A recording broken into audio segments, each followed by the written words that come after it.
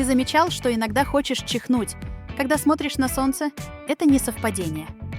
Так работает фатический рефлекс, особенность, которая есть примерно у каждого четвертого человека. Когда яркий свет раздражает глаза, сигнал идет по зрительному нерву и задевает соседний, тройничный, тот самый, что отвечает за чихание. Мозг путает импульсы и решает – пора чихнуть. Ученые называют это синдромом солнечного чиха. А у тебя бывает так, что солнце вызывает чих? Пиши в комментариях, ставь лайк и подписывайся. Впереди еще больше интересных фактов.